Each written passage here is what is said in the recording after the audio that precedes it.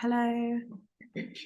Thank you for joining us this evening. Today's webinar, as you know from registering, and thank you for sending in some brilliant questions in advance, is all around PGT-A, understanding what that means, understanding why it may be necessary for some patients, and why doctors such as Dr. Pak suggest this route of treatment as part of the treatment plan, and IVF Life, who have various locations, which we'll explain a bit more about. But a lot of people go to IVF Life in Spain, for example, for complex cases where PGT-A may be recommended. So they are very au fait with working with this kind of testing, and Dr. Pak will be explaining all about that as we go through. So welcoming our speaker this evening, we're very fortunate to have Dr. Oliver Pak Murillo, a very well-renowned doctor based in Spain at IVF Life, with many years of experience, born in Germany and traveled to Spain for medical studies.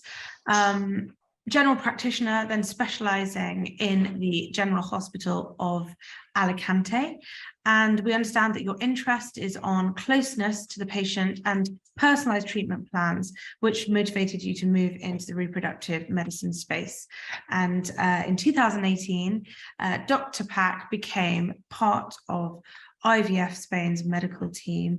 And as I said, they have huge experience in this particular field, and we're very fortunate to be able to lean on your expertise this evening, find out more about it, and have people's questions answered. So welcome.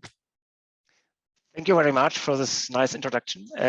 Welcome to everybody. I'm really pleased to be able to share this information with you, because PGT-A is a very, very interesting topic. Okay, it's one of the big fields where we will be able to improve our chances to succeed with IVF, trying to achieve this goal in less time, with less transfers. So there's a really big interest in testing embryos, but there are also indications to do these tests. So we will speak, not only I will explain PGT-A, what it means,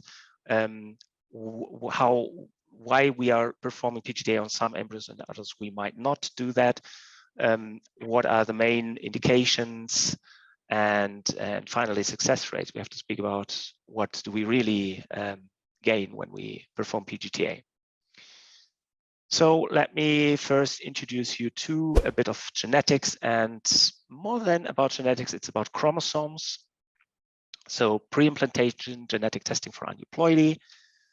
This is the topics we have to speak about. What is PGT-A, whether it's worth doing it, who most can benefit from testing, how it is tested, and clinical value. We will speak about some clinical trials that are published, also quite recent ones, proving the real value of PGT-A. Okay, first, what do we have to know? So when we speak about PGT-A, the A means aneuploidy. Aneuploidy means not 46 chromosomes. The opposite is euploidy. Euploidy means 46 chromosomes, 23 pairs. So aneuploidy is if any of the 23 pairs is not a pair, but just one chromosome. So there's a missing chromosome, or 3 chromosomes. Means that there's a supernumerous chromosomes. Okay, these aneuploidies have also a specific name. If it's only one, it's monosomy. If there are 3, then it's a trisomy. Okay, now everybody says trisomy. Where did I hear that? Exactly, trisomy 21, very famous. We will come to that.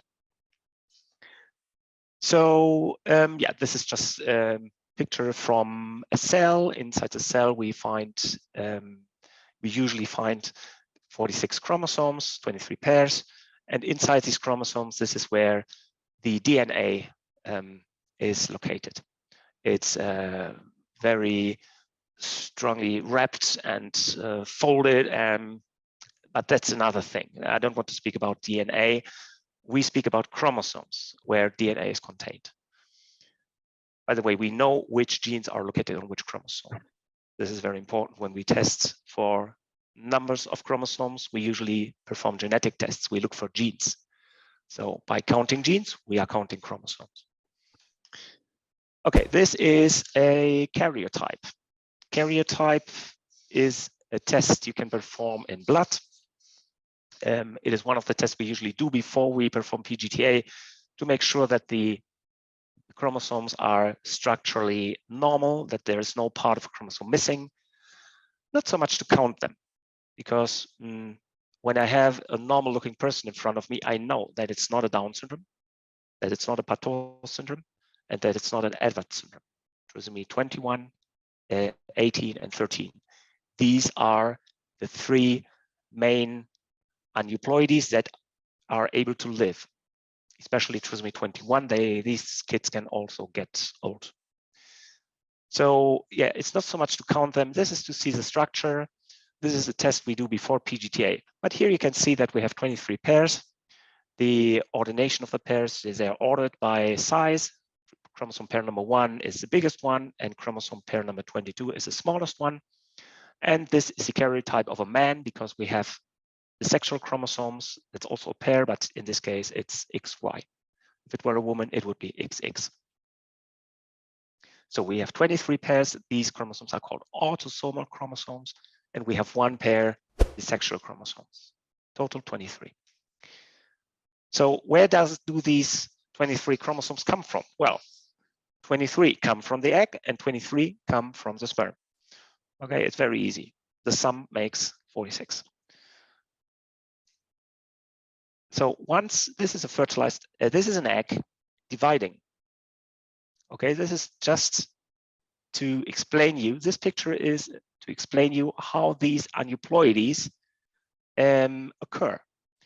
This happens when an egg divides. The process is called meiosis. It's not mitosis, it's meiosis. So in the right picture, you can see how these chromosomes of this egg are splitted, and then they are pulled towards each pole, and then this egg is going to divide and become two, and each sister egg should obtain a copy.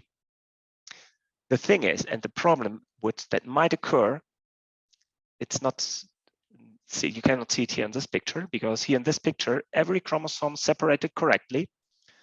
And you can see that this, for example, each sister egg is going to obtain a copy of this chromosome. But sometimes these chromosomes might not split. This is called non-disjunction. So when the chromosome doesn't split, then one sister egg will get two copies and the other sister egg will be missing that copy. And this is how eggs are generated that do not carry 23, but only 22 or 24 chromosomes.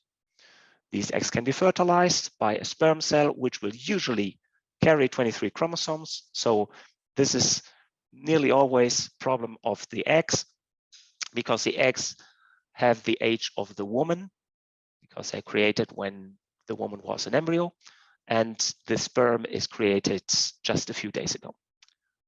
So it's clear that the sperm is brand new and it wouldn't have so many failures because of the younger age. So this are two examples of two of the most common aneuploidies, well known, because I was mentioning before that there are three aneuploidies that are able to get born and also to live: 21, 18, 13. But there's also one very common aneuploidy affecting the sexual chromosomes. And it is a woman with just one X, and this is called Turner syndrome. These women are pretty healthy. They can have a completely normal life, but with huge problems for reproduction. These women usually have a very, very premature ovarian failure, or they never have produced a follicle in their life. So they have fertility problems, and these women, we have many patients with Turner syndrome, are clear candidates for egg donation. There's no way how we can get eggs from these women. But this is another topic. But Turner syndrome is one of the aneuploidies, which is very common, completely normal looking women, you wouldn't. There are some features, but it's normally not recognizable. Only if you're a doctor, you might see it. Trisomy 18 will live only a few months. Trisomy 13, again, only a few months, the baby will die. And trisomy 21 well, that's Down syndrome, and these kids can get old. They can get 50, 60 years old. So yeah, these are aneuploidies that are able to live. All the other aneuploidies, trisomy 1, monosomy 1, trisomy 2, monosomy 2, and so on, will not live. They're not viable embryos. If we have an embryo with a trisomy 1, it will be destroyed. It's not even allowed to transfer it. It will fail. It will not implant, and if it does, it will fail in the first stages of development, so it will be a miscarriage. Let's speak about, okay. That's what I've just told. Most chromosome gains and losses are incompatible with life. Okay. So aneuploidy is very common in human embryos. Every woman, fertile woman who has regular sexual intercourse is going to receive a blastocyst, which means an embryo that is ready to implant, that has been developed, that has been fertilized in the tube, that had developed till day 5 of development. This is what an embryo needs to become ready for implantation. And the embryo is not euploid. Even in young ladies, even in young fertile ladies, 20-year-olds, more or less 40% of the embryos that reach the womb are aneuploid. So what happens? Normally the embryo will not implant, so she will have her period. She just didn't get pregnant this month. But many times this embryo can implant. And as the miscarriages are very early, the lady might just say, okay, my period came a week too late this month. So a small delay in the period many times is caused by the implantation of an aneuploid embryo. So miscarriages are much, much more frequent than women actually realize, because they're not realizing a delay in the period as a miscarriage, but strictly speaking, it is a miscarriage because there was an implantation and the embryo did not develop. Usually the most likely reason why an embryo fails in these early stages, first trimester, is aneuploidy, that an aneuploid embryo was implanted. Most aneuploidies have a maternal origin. We've spoken about that because the errors during the division of the eggs. Okay, so this graph is very interesting. Okay, this is a summary that explains many things. So let's start with the aneuploidy rate. Chances that the embryo, well, this graph is not 100% precise. It's a bit higher, the aneuploidy rate. I'd said before between 35 and 40%. Okay, so this chance that the embryo is aneuploid is relatively low till the age of 34, 35, and then it suddenly increases. It goes up. And in a 44-year-old, chances that the embryo is aneuploid is more or less 90%. Or I can also express it in another way. Only 10% of the embryos are healthy, so she needs to fertilize. She needs 10 blastocysts reaching her womb, and only one of them will be healthy. That's why it's so difficult to get pregnant. She will create eggs because she is having cycles. She will fertilize these eggs. These eggs, even if they're aneuploid, can get fertilized and they can become blastocysts. Less likely, but it's possible. Can reach the womb, can even implant. But when a 44-year-old gets pregnant, then miscarriage rate is very high. You can see that the yellow curve is the miscarriage. It's proportional. It also goes up with age because when she's pregnant, chances that the embryo was aneuploid is much, much higher. Okay, this aneuploidy rate increases with age, so abortion rate also increases. And the red curve is nothing else than basically the result of this fact is that the live birth is around 40%, we have slightly better statistics here. I think we reach 45% live birth more or less after an embryo transfer. This is this is also my personal statistic from my embryo transfers, with especially when the ladies are young with egg donation. We know that the embryos have this quality. Okay, so 45% of live birth, but then you can see when she's over 40, it becomes very, very difficult. It's really the problem. What this curve doesn't express, all the cycles we do, all the stimulations we do without getting embryos many times. Okay, it's very difficult to achieve embryos. So yeah. Pre-implantation, so it is performed before we transfer the embryo. Genetic, it is a genetic test, but we are not looking for, well, we are looking for genes, but not in order to determine the genes, but in order to count the chromosomes. This is what PGT-A is all about, counting chromosomes. There's also another test called PGT-D. PGT-D is for diseases, we can test the embryo for specific hereditary diseases. But this is another topic.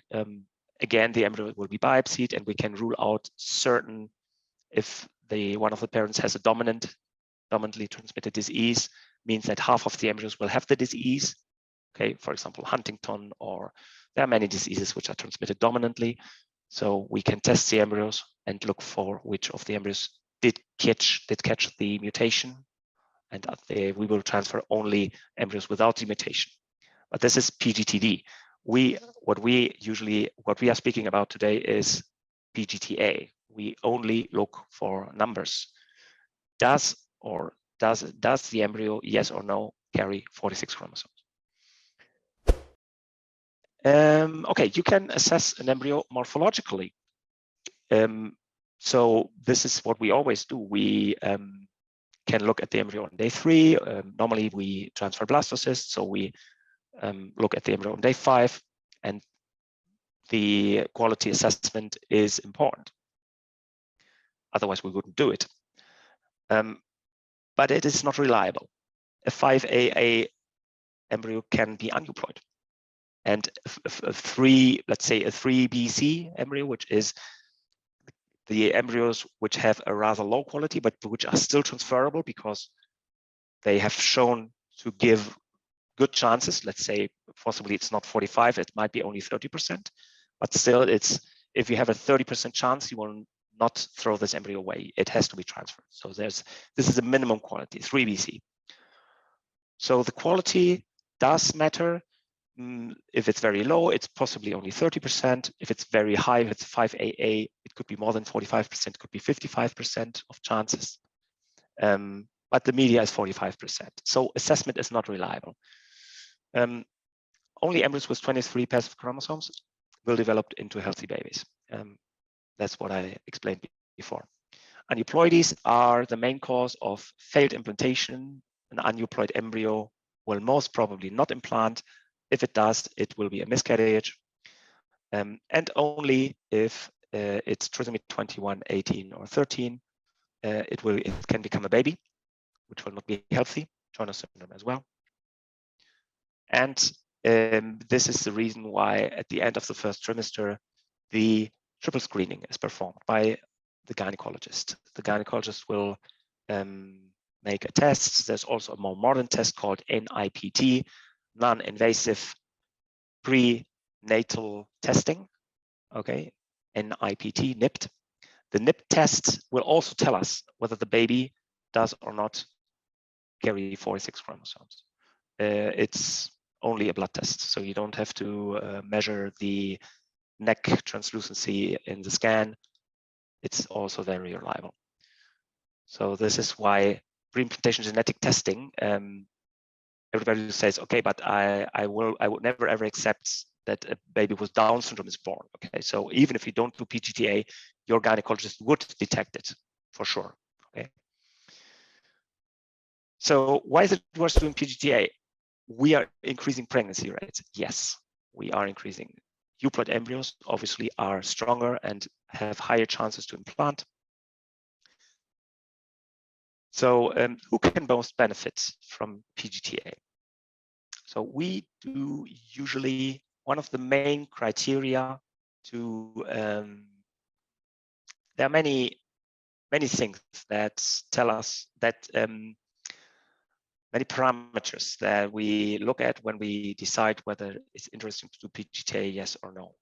The main parameter is age. So a woman who comes to us with fertility problems, she's going to have a cycle with us, could be also a male problem, it doesn't matter. Is PGT-A, in that case, in a 20-year-old, for example, is PGT-A really necessary? Will it really help us when 60% of the embryos are healthy, are supposed to be euploid? It could be helpful. It's not so clear. Okay, there's no strict indication to do pre-implantation genetic testing in ladies under 35. So it's the main, in this case, when the woman is young, what we usually propose, we propose to do pre-implantation genetic testing only if in the cycle we achieve 4 or more blastocysts.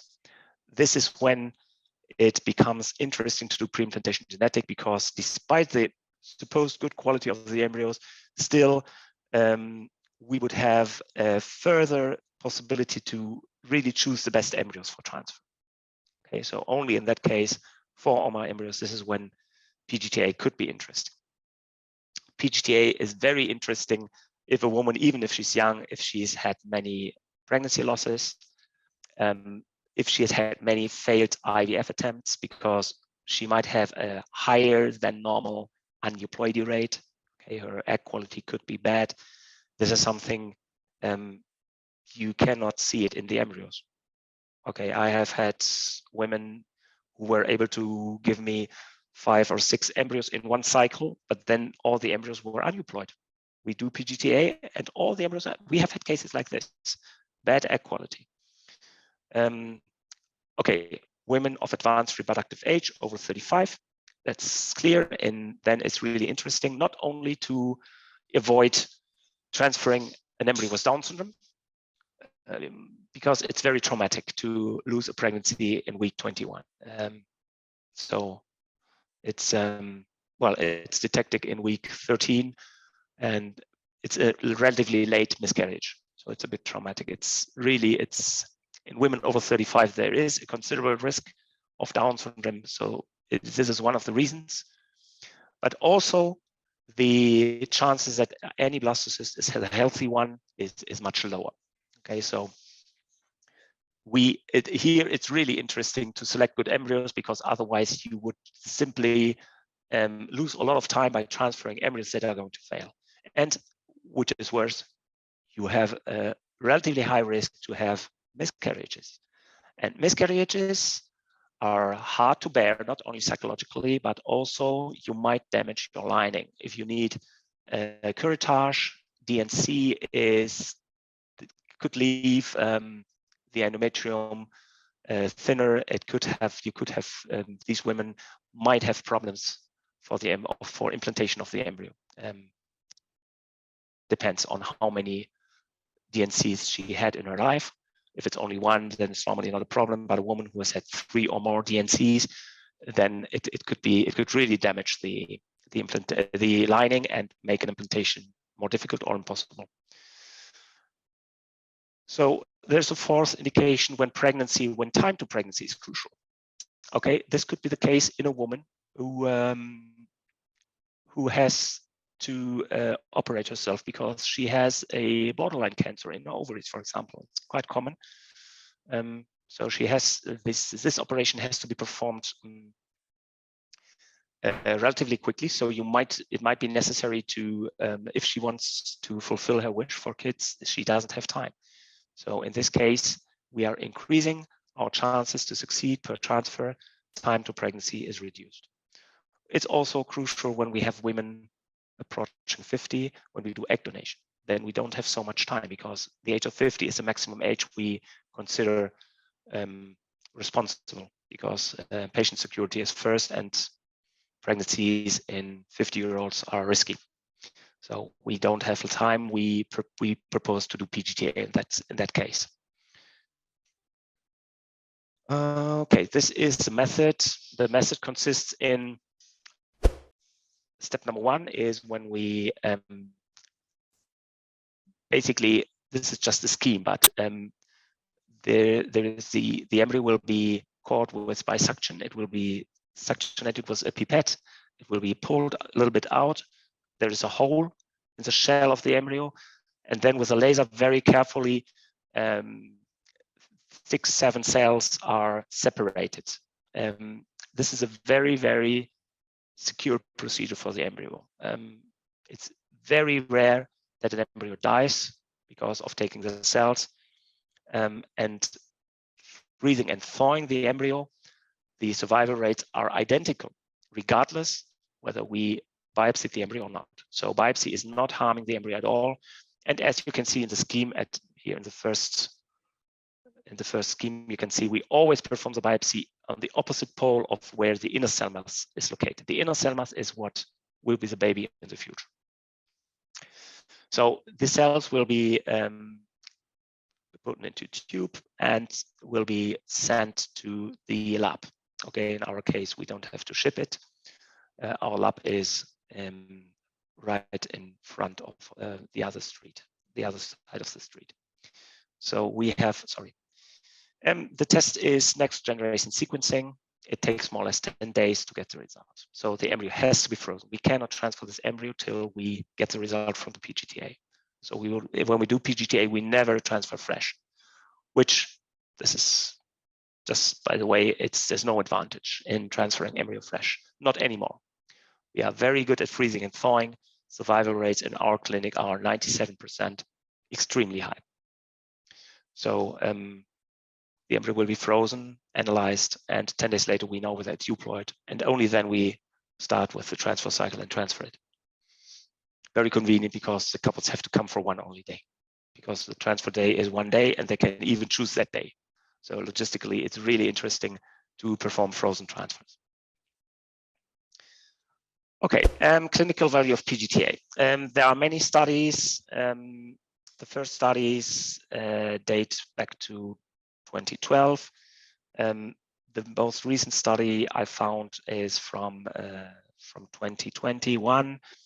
So all the clinical trials have found significant differences when they compare a group where non-tested embryos were transferred, and when they compared this group with another group where all the embryos were tested. So higher pregnancy rates, higher implantation rates, higher pregnancy rates, and higher live birth rates were observed, and also lower abortion rates. This is all the clinical trials.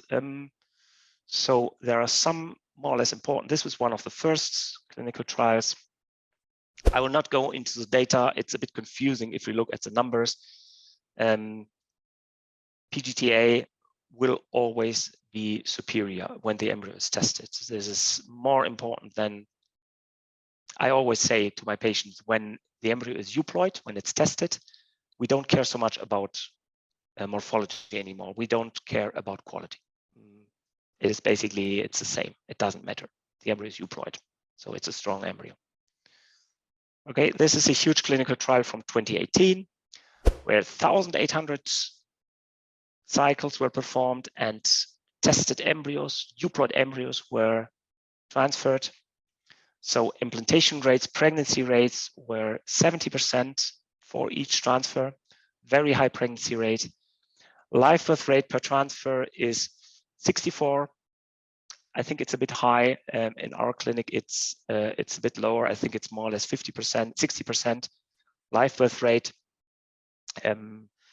But then we can clearly see this is very important, that miscarriage rate was really low, only 5%.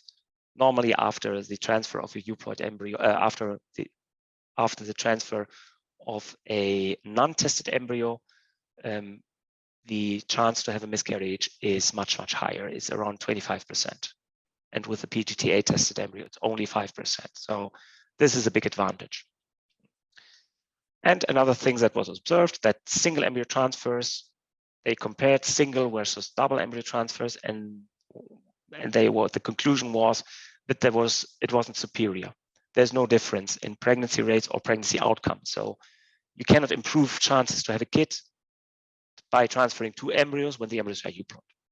Okay, this is another important conclusion from that trial. And this is one of the more recent, this is the most recent, this is also a very interesting clinical trial. So it's from 2020. And what they did, they tested the embryos, but they didn't perform, the embryos in both groups, all embryos were biopsied. No, I got confused. There was a big group of patients, 400 something, and all the embryos they achieved were tests were biopsied, but then the cells were not tested. The test was not performed till the result of the pregnancy, till a baby was born or not. So they basically transferred the embryos blindly without knowing the result, but then afterwards, once the pregnancy ended or once a baby was born, they got the result and they compared. So when the embryo was euploid, when it came back, then they saw that the implantation rate was 82% compared to only 40% when the embryo was aneuploid. So aneuploid embryos, as I told you, can implant. Pregnancy rates, clinical pregnancy means that they saw a sac and a heartbeat. That's clinical pregnancy. Okay, it's a bit lower. That's clear. There are many biochemical pregnancies which end without a sac visible. But when a sac is visible, this chance was 73% and only 23% in the aneuploid implantations. And live birth, okay, this is clear now. I told you before, there's no way how you can have a baby with an aneuploid embryo except trisomies 21, 18, or 13. But this is a 0 here because still no baby is born because gynecologist detects that it's an aneuploidy, and in this case, all women decided to end the pregnancy, to terminate the pregnancy. So this is why live birth is 0. So yeah, this is quite obvious. There's a huge difference in pregnancy rate, implantation rate, pregnancy rate, and live birth when the embryo is euploid.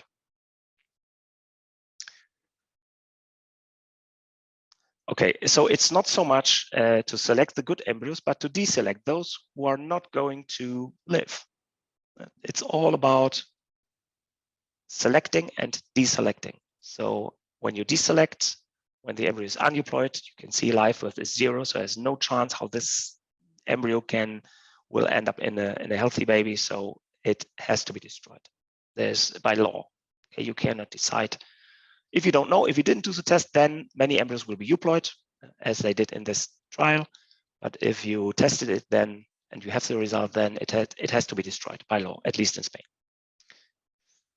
Okay, so conclusions. We improve IVF success per transfer. Okay, the global chance to have a baby is not improved. Why? If we have 5 embryos, let's say a 20-year-old, we have 5 blastocysts. She gave us many eggs, we got 5 blastocysts, all the blastocysts were tested, and we have 2 bad embryos. But we don't know which they are because we didn't biopsy the embryos. We just know that statistically there will be 2 bad ones. So what will do the woman? She will transfer one embryo after the other. So sooner or later, she will transfer a euploid embryo. When we test, these 2 embryos will be discarded and we have only 3. So we increase the chances for each transfer that she will have a baby. She will meet her goal earlier because she is avoiding the transfer of these aneuploid embryos. And this is what PGT-A is all about. You can reduce the number of transfers you need, and you're reducing the risk for a miscarriage. Okay, this is our group. Okay, it's growing. We are present in UK and Manchester.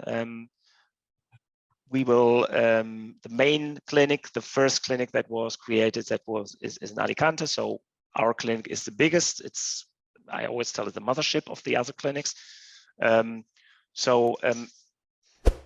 Just if you, this is one of the things. This is our email. If anybody of you is interested in getting some further information, we offer kind of free Skypes, which it's kind of a brief orientation to see whether it's possible, what we can do for our couples. So it's not a first visit, but just a brief information Skype. So if you are interested in one of these Skypes with me or with a colleague, you can contact this email here, and one of our assistants will contact you. If you want, yeah, just briefly, if you want, I think, no, there's no more. I thought there was another. If the procedure is very easy, you can come for a first visit, or you can have a first visit Skype. Both are quite common. And then we can have a whole hour to enter in all the details of the case. Fantastic. So everyone, please take note of these, and please get in touch with the team, who are very well versed to helping patients all over the world with complex cases. As you mentioned, they don't need to be patient cases, but anyone who might be looking at PGT-A or other types of treatment options, please do contact the team. We have, and as you said, there are free patient meetings, so people should get more information from those. Well, thank you so much for everyone who's joined this evening. Thank you, Dr. Pack, for your time. You're welcome. We really appreciate it, and all of your knowledge and expertise. And please take advantage of these free events where you can gain more information, speak to the team, get personalized treatment plans, and the team are very happy to help you. So really appreciate your time tonight, and thank you everyone for joining.